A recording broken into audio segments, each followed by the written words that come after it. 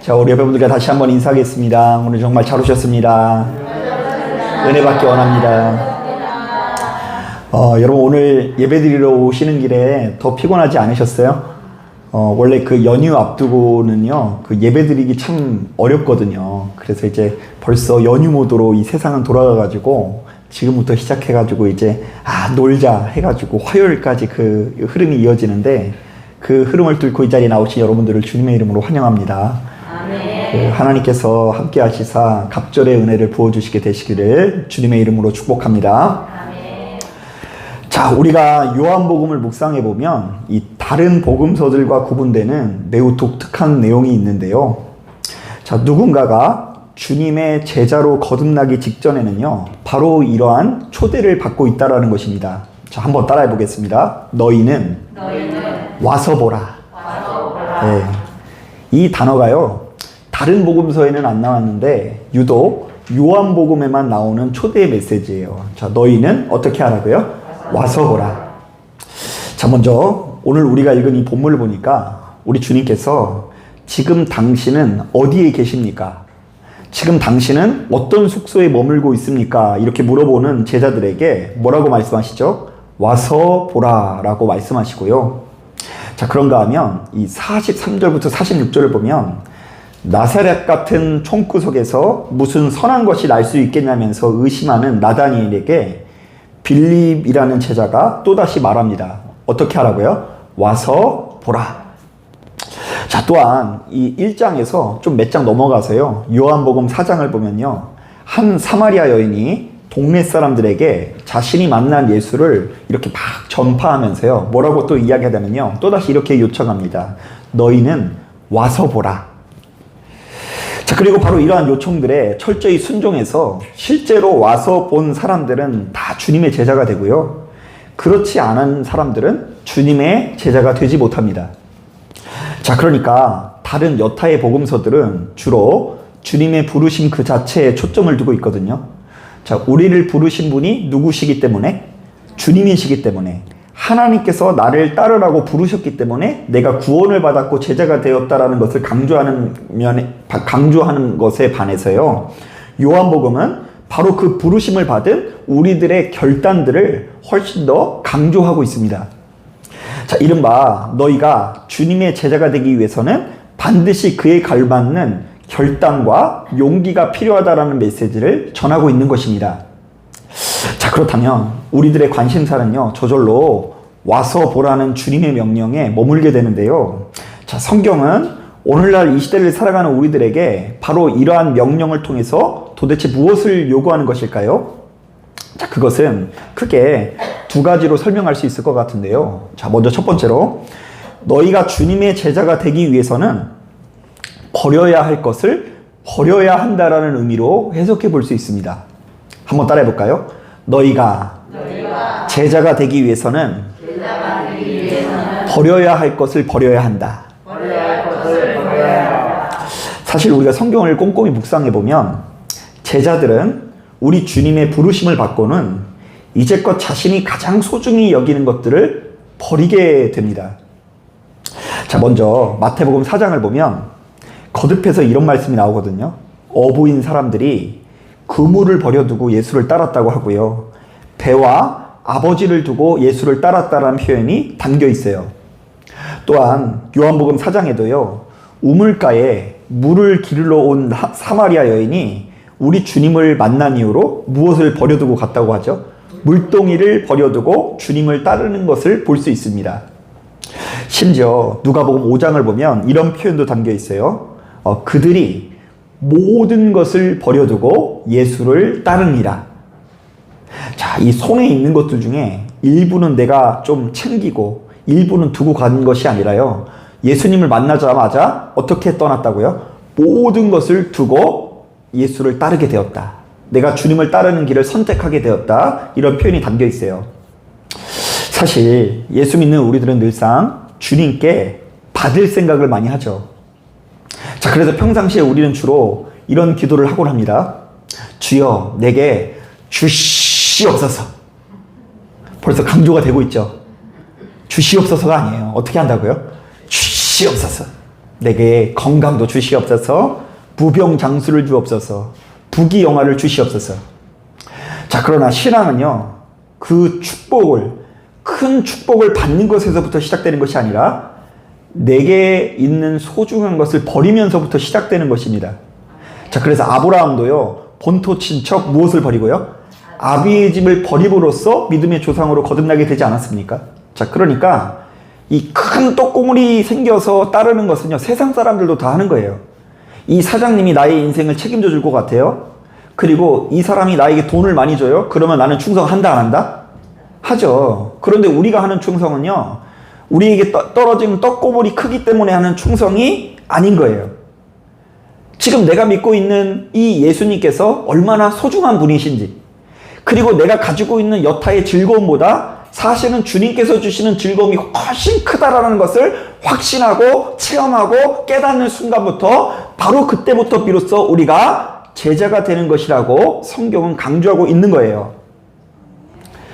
자, 그래서 주님께서는요, 우리가 주님의 부르심을 받고 이제부터 그분의 제자가 된 삶을 살기로 작정했다면 때로는 내 자신의 모든 것을 포기할 수 있다라고 요구하시고요, 심지어 자기 목숨까지도 미워해야 된다라고 가르치십니다. 자, 이른바 더 중요한 복음 때문에 덜 중요한 내 보물은 언제든 내려놓을 수 있어야 된다라는 이야기인 것이죠. 자, 이것을 저는 이제 신학교에 가서 이제 크게 실감할 수 있었는데요. 자, 제가 그래도 이제 신학교를 꽤 오래 다니면서 정말 다양한 종류의 사람을 만나게 되었는데요. 자, 막상 가보니까 저처럼 고등학교를 졸업하고 이 다른 이런 세상의 물을 먹지 않고 바로 이렇게 신학교에 진학하는 무리가 제일 많고요. 그런데 그 외에 상당수는 다른 생업에 종사하다가 뒤늦게 은혜를 받고 불을 받고 이 목회자의 길을 갈 것을 헌신하는 분들도 꽤 있습니다. 자, 그런데 저는 말씀을 준비하다가 유독 생각나는 이 형님들 두 분이 있었는데요. 한 분은요, 이른바 정말로 전설적인 그 사연을 가지고 있었는데, 이분은 어둠의 세계에서 몸담고 있다가 이 주먹을 좀 쓰시는 분이었는데 큰 은혜를 받고 진짜 강렬한 성령의 체험, 그런 것들을 경험하고 목사가 되기로 작정한 형이 한 분 있었어요. 자, 그런데 원래 이런 분들은 좀 은혜를 세게 받을까요? 약하게 받을까요? 세게 받아요. 왜냐면은 어중간하게 받으면 돌이키질 않으니까 그냥 진짜 하나님께서 세게 이렇게 강렬하게 은혜를 부어주셨어요. 자, 그래서 이분이 왕년에 이 방황을 청산하고 전도사 사역을 이제 시작하게 되었는데요. 이 전도사 사역을 시작하는 과정에서 크게 두 가지를 굉장히 힘들어했던 그런 기억이 나요. 첫 번째는 뭐냐면요, 이분이 아주 오랫동안 이 주초를 가까이 했는데 지금도 이 사역을 하고 있는 지금도 툭하면 그 유혹이 찾아와서 떨쳐내기가 어렵다라는 거예요. 여러분, 원래 좀 속상한 일이 있으면 뭐 펴야 돼요? 안 펴와서 모르나요? 속상한 일이 있으면 이렇게 해야 된다면서요. 그리고 원래 아침에 일어나면 그게 그렇게 땡긴다면서요. 그리고 또 이제 밥 먹고 나면 그렇게 땡긴다면서요. 자, 그런데 이제 전도사가 되기로 작정했으니까 그거를 그쳐야 되는데, 은혜 가운데 있을 땐 그래도 견디겠는데 어떻게 사람이 맨날 은혜가 있어요. 좀 은혜가 떨어지고 속상한 일이 생기면 이제 손에서 뭔가 이렇게 막 흔들흔들거리고 뭔가 깊은 곳에서부터 답답한 마음이 들어가지고 이제 굉장히 힘들어하고요. 그리고 이 두 번째로는 자신의 속이 뒤집히고 혈기가 나면 자신도 모르게 주먹이 먼저 나간다는 거예요. 실제로 어떤 중고등부를 이렇게 이분이 담당하게 되었는데, 원래 이제 전도사가 참고 인내를 해야 되는데 얼마나 성질이 불같은지 하도 말 안 듣는 애가 있어서 차마 걔를 때릴 순 없고 걔를 세워놓고 그 뒤에 있는 벽을 한 대 쳤대요. 진짜 주먹이 막 이만하거든요. 그러니까 걔가 이게 전도사님인지 깡패인지 몰라가지고 발발 떨었는데, 이제 그 뒤에 돌아오고 나서 이제 그걸 막 엄청 후회하는 거예요. 내가 그러면 안 되는데 이 주먹이 자꾸 나간다. 자, 그리고 결국 이 두 가지 어려움들, 두 가지 구습을 쉽사리 내려놓지 못하고 목회자 말고 이제 다른 길을 가게 되는 것을 본 적이 있어요. 자, 그런가 하면 또 한 분은요, 일평생 부동산 사업을 하다가 뒤늦게 은혜를 받아서 신학계에 오신 형님이 한 분 있어요. 형님이라고 하긴 좀 그렇고 굉장히 이제 저보다 나이가 훨씬 많으신 분이었는데, 자, 이분은 워낙에 재물이 빠삭한지라 그냥 뭐 돈 얘기만 들으면 탁탁 해서 이렇게 굴려야 된다고 하는 거예요. 그리고 어떤 물건을 보면요, 이게 좋은 물건인지 몇 년 뒤에 2배로 뛸 건지 보여요, 안 보여요? 여러분, 안 보이니까 예수 믿는 거예요. 보이면은 교회 나올 수가 없어요. 그런데 그런 게 다 보이니까 자꾸 은혜 있을 때는 주만 바라보는데, 은혜가 떨어지면 자꾸 세상에 치우쳐가지고 유혹을 받아서 끝내 이 모든 구습을 내려놓지 못하고 결국 목회자의 길을 말고 다른 길로 가게 되었습니다. 여러분, 그렇다고 오해하지 마세요. 제가 지금 목회자의 길을 이제 포기했기 때문에 뭐 그분들의 삶에 실패했다, 잘못됐다 이야기하는 게 아니에요. 그만큼 사람은 자기 안에 있는 이 구습을, 그 어떤 습성, 본성을 이겨내기가 어렵다라는 이야기를 하는 거예요. 자, 그러니까 우리들의 생각으로는 우리가 예수님을 제대로 만나면 그때부터 거의 성인의 삶을 살고 예수님 같은 삶을 살 것 같은데 그렇지 않다라는 것입니다. 자, 우리는 이전까지 붙들고 있는 옛 자아 습관들을 좀처럼 벗어버리지 못하고요, 이전에 경험했던 실패들을 사실은 크게 이겨내지 못하고 끊임없이 반복할 때가 많이 있게 됩니다. 변화되긴 변화되는데 그 변화의 속도가 어찌나 더딘지 너무 천천히 변한지라 때로는 하나도 안 변한 것처럼 느껴지는 것이 우리들의 모습인 거죠. 자, 이것은 우리의 직분의 여부와 상관없이 모든 인간에게 주어진 숙명이에요. 뭐 목사님이니까 수준이 높겠지? 천만의 말씀입니다. 목사든 장로든 권사든 집사든 인간은 다 거기서 거기에요. 이게 주일날 말씀인데요, 미리 예고편을 하는 거예요. 궁금하면 500원. 궁금하면 오세요. 모든 인간은 자신에게 주어진 쓴뿌리를 좀처럼 이겨내지 못하고요, 이 세상의 종로를 타다가 이전에 경험하는 실패를 경험할 수밖에 없죠. 그래서 주님께서는 이 땅에 오셔서 버릴 것은 좀 제대로 버려라, 화끈하게 버려라, 혹은 너희는 이제 나를 믿었기 때문에 그 소속을 분명히 하라고 이야기합니다. 예수 믿는 사람들은 무소속이 있어서는 안 된다. 어중간하게 양쪽을 다 따라가서는 안 되고 소속을 분명히 하라. 어떤 말씀을 하셨을까요? 마태복음 6장을 보니까 이런 말씀이 있습니다. 한 사람이 두 주인을 섬기지 못할 것이니 혹 이를 미워하고 저를 사랑하거나 혹 이를 중히 여기고 저를 경히 여김이라. 너희가 하나님과 재물을 겸하여 섬기지 못하느니라. 자, 한번 따라해 볼까요? 너희가 하나님과 재물을 겸하여 섬기지 못하느니라. 너희 소속을 분명히 해야 돼. 물질이면 물질, 그리고 예수면 예수, 둘 중에 하나를 주인 삼아야지 양쪽 다 걸터 앉은 채 나의 제자된 삶을 살 수 없다라고 말씀하시는 거예요. 또한 요한 1서에도 보면 이런 말씀이 있어요. 이 세상이나 세상에 있는 것들을 사랑하지 말라. 누구든지 세상을 사랑하면 아버지의 사랑이 그 안에 있지 아니하나니 이는 세상에 있는 모든 것들이 육신의 정욕과 안목의 정욕과 이생의 자랑이니 다 아버지께로부터 온 것이 아니요 세상으로부터 온 것이라. 자, 사랑하는 여러분, 내가 주님을 믿고 그분의 제자가 되었다고 한다면 이제부터는 다른 삶을 살기로 결단해야 합니다.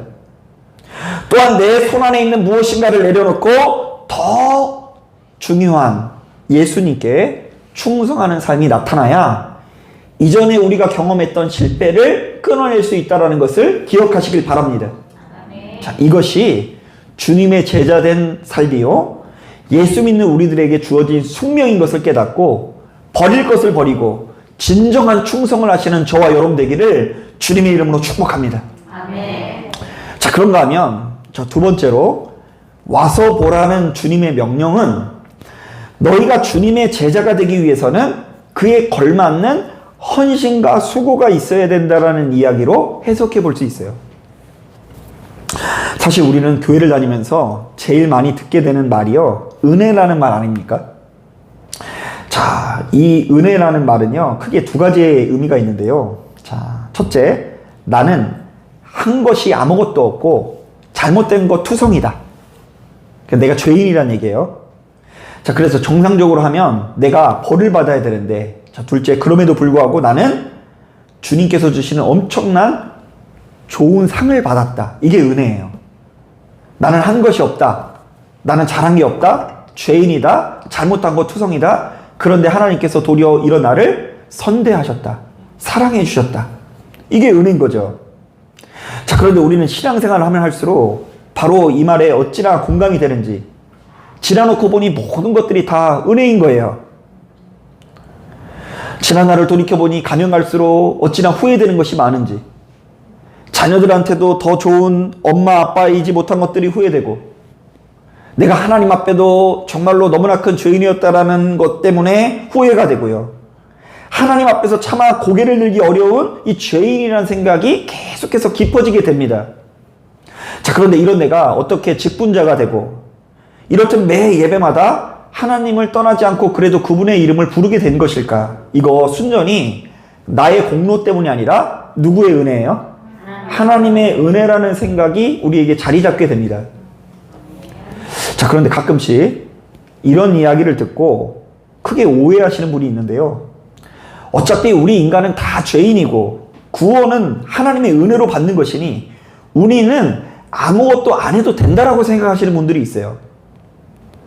어차피 구원은 우리의 부모가 가진 재산으로 받는 것이지 자식이 가진 재산은 아무 소용이 없다고 하고요.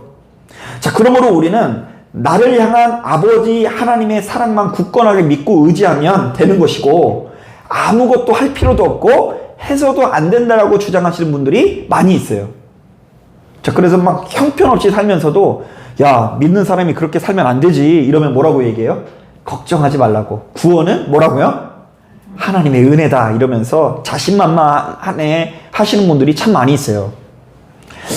하지만 성경은 죄된 인간이 하나님의 은혜로 구원을 받았다면 그분께 더욱 헌신하고 수고해야 된다고 가르칩니다. 자, 우리의 믿음이 자라면 자랄수록 기도의 분량이 늘어나야 되죠. 기도의 지경이 더 넓어져야 합니다. 또한 이른바 하나님께 더 귀한 것을 드리고 더 거룩한 삶을 살기 위해서 노력하는 것이 은혜 받은 자의 마땅한 도리라는 것이죠. 자, 이것은 제가 일전에 설교한 대로 레위기 2장을 보면 잘 드러나는데요. 자, 레위기 2장을 보면 하나님께서 이스라엘 백성들이 곡물로, 곡식으로 제사 드리는 법을 소개하면서 이런 조언을 하십니다. 자, 너희는 특별히 하나님께 예배 드릴 때에는 곡물을 그냥 드리지 말고 고운 가루와 기름으로 드릴지니라. 오늘날에는요, 이런 얘기 들어도요, 별로 감흥이 없는 게요, 돈만 있으면 방앗간 가서 고운 가루 빻는 거, 뭐 기름 짜내는 거, 뭐 하나도 어려운 일이 아니기 때문입니다. 근데 당시만 하더라도요, 고운 가루와 기름은요, 그 자체로 엄청난 정성을 요하는 그런 어떤 요리였어요. 자, 그러니까 일반 곡식이 이 3,000원이면요, 고운 가루는요, 30,000원에 해당되고요. 일반 곡식이 3,000원이면 이 기름은요, 이 3,000원이라고 했나요? 그러면 이거는 한 300만 원에 해당되는 것이 기름의 가치였어요. 자, 왜요? 일단 곡물을 베어다가 나라를 벗겨내고 그렇게 벗겨낸 나라들을 두들기고 빻고 하는 과정 가운데 고운 가루로 만드는 과정 자체가 복잡하고요. 또 올리브 열매를 따서 기름을 만들려면 그 위에 돌을 올려다가 가축들이 한참을 돌려야 되는데 이 모든 과정들이 복잡하기 때문입니다. 자, 그런데 성경은 우리가 전능하신 하나님께 소제라는 제사를 드릴 때에는 하필이면 그 곡물들을 어떻게 드리라고요? 고운 가루와 기름으로 드리라고 명령하신대요. 자, 이것은 우리가 하나님께 참되게 예배드리기 위해서는 그에 걸맞는 정성과 수고가 있어야 된다는 이야기를 하는 거예요. 자, 그러니까 하나님께서는 우리가 얼마나 값비싼 제물을 드리냐는 그렇게 중요하게 생각하지 않으세요. 하나님, 이거 명품입니다. 하나님, 이거 이 굉장히 명품 가방을 제가 가져왔습니다. 이럴 때 하나님께서 기뻐하시면서 아이고 착하고 충성님 좋아? 이렇게 말씀하시지 않아요. 그것도 우리의 가치예요. 소를 드리든 비둘기를 드리든 곡식을 드리든 차별하지 아니하시고 모두 다 여호와께 향기로운 제물로 받아주시는 하나님이세요. 하지만 바로 그 제물은 값이 얼마냐는 중요하지 않지만 얼마나 정성과 수고가 들어간 예물인지는 중요한데요. 어떤 제사든 우리의 정성과 수고가 담겨지지 않는 예배는 하나님께서 받아주실 수가 없는 것입니다. 자, 여러분, 그러니까 예배만 드린다고 할지라도요, 이 예배 안에 뭐가 들어가야 된다고요? 정성과 수고, 헌신, 무엇보다도 우리의 마음을 드려야 돼요. 어쩌면 하나님께서 이렇게 요구하신다니까요. 사랑하는 아들딸아, 지금 딴짓해도 좋으니 제발 너의 무엇을 다오? 마음을 다오. 자, 그런가 하면 문득 생각나는 말씀이 있는데요. 자, 출애굽기 33장을 보면, 자, 하나님께서 이스라엘 백성들에게 이 성막의 규례를 설명하시거든요. 자, 그런데 이제 성막의 규례가요, 뭐 어떤 곳에서는 그 진의 가운데에다 이렇게 설치해야 된다라고 되어져 있는데 출애굽기 33장에는 독특하게도 진 밖에다 지으라는 명령이 있어요. 한번 제가 읽어볼게요. 모세가 항상 장막을 취하여 진 밖에 쳐서 진과 멀리 떠나게 하고 회막이라 이름하니 여호와를 앙모하는 자는 다 진 바깥 회막으로 나아가며. 여러분, 좀 이상하죠? 이때 진이라는 것은요, 사람이 많은 곳, 편안하고 익숙한 곳, 안전한 이스라엘의 주거지를 의미합니다. 자, 다른 광야는 다 위험하지만 진 안은 안전하고 사람도 많고 편하고 익숙해요. 자, 그런데 하나님께서는 자신에게 예배드리는 회막을 굳이 진 안에 두라고 해요? 진 밖에 두라고 명령하세요? 진 밖에 두라고 말씀하십니다. 자, 그리고는 여호와를 앙모하는 자는 어떻게 해야 된다? 진 바깥에 위치한 회막, 안전하고 편안한 진과 멀리 떨어진 바로 그 회막에 나가야 된다라고 말씀하십니다. 자, 한번 따라해 볼까요? 여호와를 앙모하는 자는 진 밖에 있는 회막으로 나아가야 한다. 자, 여기서 여호와를 앙모한다라는 것은 어떤 것을 말할까요? 어떤 의미가 담겨 있을까요? 하나님을 우러러보는 것을 의미합니다. 하나님을 그리워하는 것을 의미합니다. 하나님을 필요로 하는 것, 하나님 앞에 갈급함을 간직한 상태를 말합니다. 자, 그러니까 어떤 의미에서든 네가 하나님과 교제하고 싶다면, 네가 하나님을 만나고 싶다면 하나님 앞에 수고를 감수할 수 있어야 된다는 이야기를 하는 거예요. 나는 입술도 열지 않지만 하나님께서 채워주실 줄로 믿습니다. 나는 무릎을 꿇지 않지만 하나님께서 다 알아서 해주실 줄로 믿습니다. 이게 아니에요. 내가 하나님을 만나야 되니까 내가 하나님 앞에 나아가겠습니다. 헌신하겠습니다. 하나님께서 기뻐하는 삶을 살겠습니다. 하나님 앞에 수고를 감수하겠습니다. 자, 사랑하는 여러분, 여러분들은 하나님과의 만남을 어떻게 생각하십니까? 자, 많은 분들이 바로 이런 종류의 이야기가 나오면 내가 있는 곳에 우리 하나님을 부르는 것으로만 생각을 합니다. 그래서 우리가 좋아하는 말씀 중에 하나가 뭐냐면요, 주의 이름을 부르는 몇 사람이요? 두세 사람이 있으면 나도 거기에 함께 하리라. 이 말씀 되게 좋죠? 요즘에 막 그냥 배달 어플 있잖아요. 그 배달 어플 이렇게 딱 눌러가지고 좀 기다리면은 뭐 다 적어 놓을 수 있는데요. 초인종 누르지 말라 그러면 초인종도 안 누르고요. 그리고 초인종 누르라고 하면 초인종도 누르고 아주 서비스가 얼마나 좋은지 몰라요. 그런데 뭐 비록 어플리케이션은 있는 건 아니지만 그 하나님한테 신호를 보내는 거죠. 하나님 아시죠? 뭐 그렇게 편안하게 자는 거예요. 그렇게 하나님과의 관계를 맺으면 안 된다는 것이죠. 진 밖은 어두워요. 들짐승이 이렇게 쳐들어올 수 있는 공간입니다. 척박하고 불편하고. 그런데 그 장소에 굳이 하나님께서 우리에게 나오게 하시는데요. 그것 자체가 우리에게 정성과 수고를 의미하는 것입니다. 여러분, 하나님을 만난다는 것은 이렇듯 내가 있는 곳에 하나님을 부르는 것이기도 하지만 하나님께서 거하시는 곳에 내가 나아가는 것이기도 합니다. 그래서 하나님께서 거하시는 곳에 나아가기 위해서 때때로 안전한 곳, 사람이 많은 곳, 편하고 익숙한 곳을 뒤로하고 우리 하나님께 나아갈 수 있는 결단과 수고가 필요한 것입니다. 거기에서부터 하나님의 역사가 동반되는 거예요. 그렇다고 여러분 오해하시면 안 되는 게 뭐냐면, 목사님이 지금 뭔가 교회 예배생활 철저히 하라는 신호를 보내시는구나, 그러면서 지금 제가 유튜브로 예배 드리시는 분 마음 불편하게 하려고 지금 이런 얘기 하는 게 아니에요. 오해하지 마세요. 그런 거 아닙니다. 지금 제가 유튜브 보고 얘기하는 거예요. 여러분, 그것도 하나님께 나오는 것이죠.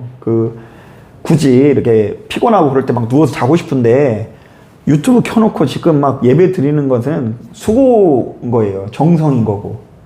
그리고 실제로 우리 교회 성도님 중에 한 분은요, 일전에 코로나 때문에 예배 못 드릴 때요, 진짜 목욕 재개를 하고, 진짜 하나님 앞에 예배 드린다는 그런 마음을 가지고 그 TV 앞에서 진짜 예배 드리시는 모습을 이렇게 저에게 보여주신 적이 있거든요. 목욕 재개를 하고 이렇게 그렇게 예배 드리는 거. 그것도 정성과 수고죠. 근데 제가 이야기하는 것은 지금 예배 드리는 장소가 교회냐 아니냐 이런 종류가 아니라 수고를 얼마나 감수하기 위해서 노력하느냐를 이야기하는 거예요. 여러분, 사명을 가진 사람들은요, 하나님 앞에 수고하는 것을 기뻐할 수 있어야 돼요. 제가 일전에 저희 교회가 처음 막 이곳에 왔을 때는요, 지금은 거의 제가 왔을 때는 98%가 거의 다 수리가 됐어요. 사건 사고만 없으면 이제는 괜찮을 정도로 닦고 조이고 기름쳐서 완벽한 상태거든요. 어때요? 들어오면 환하죠? 이게 다 우리 성도님들 고생해서 그래요. 근데 초반에는 이렇게 예배 드리고 있는데 저쪽 어딘가에서 하수구가 터져가지고 더러운 오물이 막 떨어진 적이 있거든요. 자, 그런데 제가 막 하수구 떨어지는 것을 어떻게 고치기 위해서 이렇게 하다가 하수구를 몸에 이렇게 뒤집어 쓴 적이 있어요. 자, 그러면 제가 속으로 오늘 더럽고 치사한 날이네 이러면서, 오늘 왜 하필이면 이거 터지게 해가지고 하나님 이렇게 기분 나쁜 일이 생기게 하십니까? 이런 마음이 들었을 것 같아요. 아니면 그 와중에 좀 불쾌하긴 하지만 나름 좀 기쁘고 행복한 마음이 있었을 것 같아요. 네, 있었어요. 행복한 마음이 있었어요. 왜냐하면 내가 지금 좀 고생을 하긴 하지만 이 모든 정성과 수고를 하나님께서 이렇게 받으실 거라는 믿음이 있기 때문이에요. 그러면서 순간적으로 어떤 생각 때문에 울컥했는 줄 아세요? 제가 군대에 있을 때 비록 잠깐이지만 하지만 똥차를 운전했었거든요. 인분차 운전병. 이 모든 것들이 다 은혜인 거예요. 하나님께서 인분차 운전병을 시키셔가지고 저의 비위를 좋게 하셔서, 사모님은 하수구 떨어지면 갈 텐데 저는 그냥 무엇이든 그냥 더러운 것을 보더라도 그냥 별로 더러워하지 않는 그 모든 것들이 하나님의 은혜로 섬기고, 하나님께서 나를 예진교회를 섬기게 하기 위해서 그때 인분차를 이렇게 운전하게 하셨다라는 그런 고백까지 이어지곤 했어요. 별걸 다 껴맞추죠. 그런데 하수구 청소든 교회 청소든, 그리고 때로는요 신방을 진짜 멀리 갈 때도 있거든요. 자, 그런데 그것을 기쁘고 즐겁게 받아들일 수 있는 이유가 정성과 수고예요. 제가 최고 기록이 어디냐면 전라북도 정읍에서 목회를 할 때 저쪽에 있는 울진까지 신방을 산 적이 있거든요. 이거 대각선으로 갔다가 또 와서 또 몇 시간 자고 좀 있다가 또 새벽 예배 나가고, 피곤해요. 괴로워요. 비록 어리지만 좀 피곤할 때는 목에서 뭐가 올라와요. 물론 제가 살이 쪄서 그런 것도 있어요. 목에 올라와가지고 막 떼끄네요. 그런데 물론 이렇게 떼끈한 와중에 불편하지만 그 와중에 감사한 것은 내가 하나님께 정성을 바치고 수고하고 나의 어떤 이 가장 소중한 이 무엇인가를 하나님께 드렸다라는 감사가 제 안에 있을 때에 그게 제자에게 기쁨이 되는 거더라고요. 성경을 보니까 하나님께 나아가는 자들은 그에 걸맞는 수고를 하는 것을 다 보게 됩니다. 마가복음 1장을 보니까 갈릴리 해변에서 시몬과 그의 형제들이 우리 예수님을 만나는 장면이 있는데요. 우리 주님께서 한참 고기를 잡고 있는 제자들을 향해서 말씀하십니다. 나를 따라오라. 내가 너희고 사람 낚는 어부가 되게 하리라. 자, 그러면 그냥 따라가는 게 아니라 어떻게 따라갔다고 이야기하는 줄 아세요? 곧 그물을 버려두고 따르니라. 자, 이것이 그들이 선택한 주님을 따르는 길이었어요. 또한 주님을 향한 헌신의 시작이었던 것입니다. 출애굽기 3장을 보니까 하나님께서 이 모세를 처음으로 만나주시는 장면이 있습니다. 자, 그런데 머뭇머뭇거리는 모세를 향해서 이 믿음 없는 모세, 아직 하나님이 누군지 전혀 모르는 이 모세에게 딱 한 가지를 요구하십니다. 내가 선 곳은 거룩한 땅이니 하나님께서 거하시는 장소니 내 발에서 무엇을 벗어라? 신을 벗어라. 자, 이때 모세가 신고 있던 신발이 무엇입니까? 험악한 지형 가운데 모세의 발을 지켜주고 안전하게 해주는 것입니다. 세상에 때가 묻어있는 익숙하고 편안한 신발입니다. 자, 그런데 하나님께 나오기 전에 바로 그 신을 벗어내는 수고를 요구하신 거예요. 자, 지금 여러분도 마찬가지입니다. 자, 여러분들도 우리 하나님을 만나고 싶으십니까? 네. 여러분, 하나님을 영화롭게 하는 삶을 사시고 싶으십니까? 네. 자, 그렇다면 우리 하나님께 나아오길 원합니다. 네. 우리 하나님께서 세워놓으신 회막으로 들어가야 합니다. 물론 그 과정에서 무엇인가를 포기할 수도 있어요. 무엇인가를 뒤로 해야 될 수 있습니다. 또한 그 과정에서 크게 불편하게 느껴질 수도 있습니다. 자, 그러나 우리가 하나님께 나아가는 희생과 수고를 감수할 때 주님께서 반드시 여러분들의 손을 만져준다는 것을 믿으시는 저와 여러분들이 되시기를 주님의 이름으로 축복합니다. 아멘. 자, 기도하겠습니다.